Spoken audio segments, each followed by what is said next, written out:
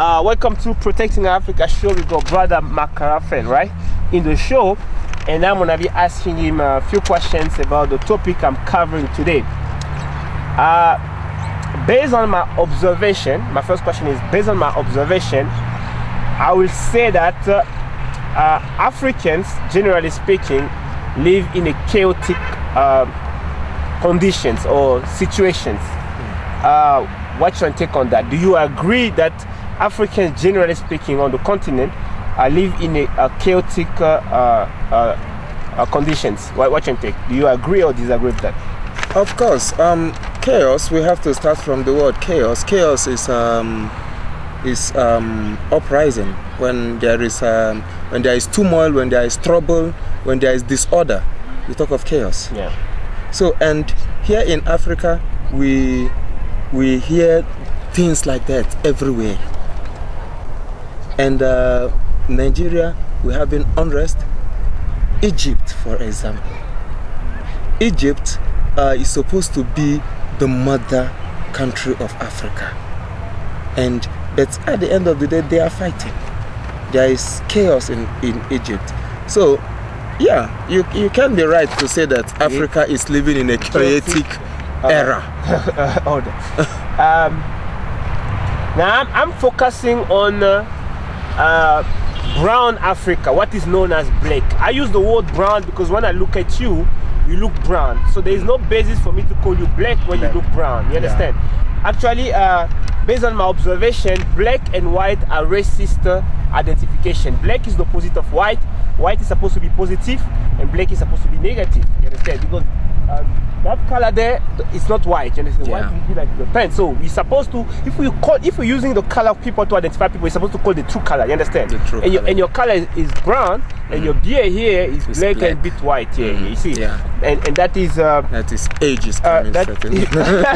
Not necessarily. It can be chemicals. Now, who is to blame for the chaotic conditions of brown Africans? Is it Europeans or Africans? There is a chaotic order in Africa, chaotic situation. Why chaotic? There is a lot of poverty, violence, civil wars. We had Ivory Coast, we had Zimbabwe, which was in trouble. We had Central African Republic, we had DRC, we had Mali. You understand? We have apart from the civil wars, the violence, we have poverty, we have ignorance, we have sleeping around, we have white diseases around. Generally speaking, there's a lot of diseases, sexually transmitted diseases. I even hear about too much HIV. I don't have evidence of that, but I hear that also on the media. Now that's a reality. I'm focusing on brown Africa, like I said, right? Now, who is to be blamed for the chaotic conditions of brown Africa? Is it Africans themselves to be blamed, or is it European? What's your take? Both have to be blamed. Both? Both. Why you think both must be blamed? Actually, the civilization that came into Africa came from the Western world. It came from the Western world. The education system, even the calendars that we are using, our dates and all those things come from the Western world. And let's say a child that the mother, a child depends on the mother or the parents for guidelines to raise them up nicely for high moral standard and all those. Yeah. So the European came into Africa with the mind of bringing in civilization and development in Africa. But we must still understand the fact that nothing goes for nothing. Despite the fact that they brought in this civilization and all those things that they brought in, I think they have, there is a catch. They have a catch, which is the mineral resources of Africa. So they want to benefit from the resources of Africa by bringing in this. So it's to them is like sort of trade by barter. You see, you give me this, I give you this, and I take that.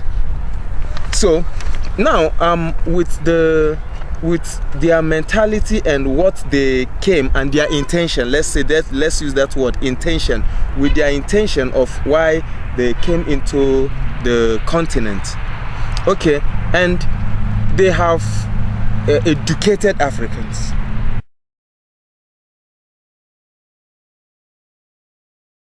And not all of Africans, but at least majority of Africans are educated. And now, because we are educated, we find ourselves almost parallel with them, because we now know what they know. And now there's still demanding of there's this demand of the mineral resources of Africa. So you see now, this child that you raised have grown to know actually his left from his right. He's grown to make decision for himself. I think it is about time that that influence have to be taken out, in the sense that when a child grows with the parents, maybe perhaps on some families or some countries, at the age of 18 or 20, the child is tempted to be on his own. So you see, the parental influence and the parental whatever will have to be reduced, will have to be taken out completely, because on some occasions you can even find some parents that tells their child, you are living under my roof, but now you are 18, you have to move out. You are a man of your own, you have to go and look for your own things. So based on what you said, if I understand, Europeans are like our fathers. They brought in civilization to Africa.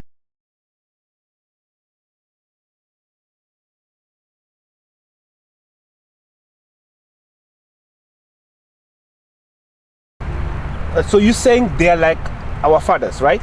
Yeah, they're like our fathers. Yes. Now, you said when the European came, the intention was to develop Africa, to bring civilization, and to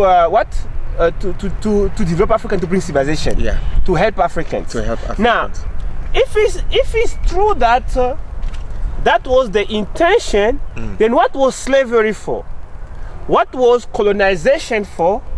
And what is neo-colonization for? Because slavery is classified a crime against humanity. Of course. People were brutally abducted from their families, from their homeland. Women were raped systematically.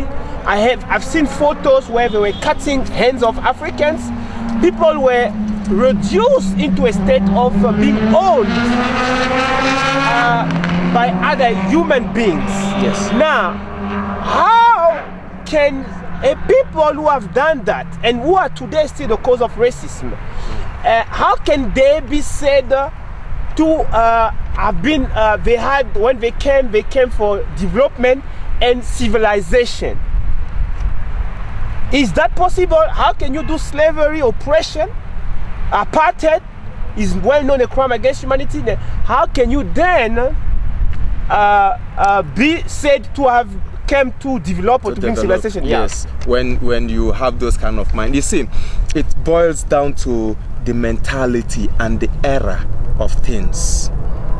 The era of slavery was the crimes and all those that was done during that time was the mentality of those people then. But you said they came. You said they came to bring civilization and development. That's what you said. Yes. But we know that they came and they did slavery, colonization, apartheid, and neo-colonization today. So that contradicts the positive aspect you put. Because when you said they came to bring civilization and development, that is totally opposed to slavery they did, colonization they did, the whole destruction they did, because oppression destroyed people, and we know they committed savage oppression, and apartheid is even classified a crime against humanity. Apart from slavery, they have done a lot of atrocities, and racism exists as far as we are concerned, because these people exist. Now, where do you get that information that says such inhuman people came to bring civilization and development. What you think? Yeah. Yes. Where do you get that from? Because yes, we try to understand things here. Yes, where I get that from is from the missionary point of view. From the missionary point of view, most of them left their country on missionary mission, you see, and to bring the good news, the gospel, and all those. So, but then we must know that in a family, everyone is not the same. You find good and bad in a particular family.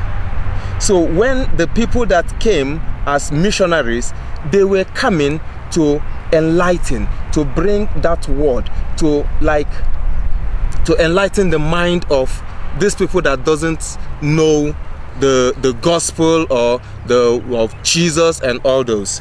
And then alongside came the slavery also. Just like I said, in a family there are good people and there are bad people.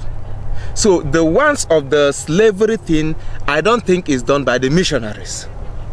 It is done by the evil atrocity, or the people that have the evil intention of enslaving other people. How can you say the so-called missionaries did not do atrocities when slavery was an organized crime? It was not like individual European coming on their own, doing what each group doing what they want. It was a well-organized crime. It means a state like France send soldiers and administrators, what they call those who can manage the thing.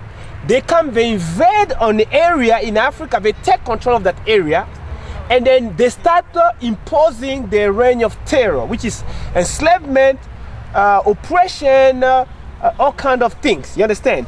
And then for anybody to come and preach Jesus in that area the French control, it must be sent by the French, you understand? Because it is the French government that is sending boats, you understand? They control those boats.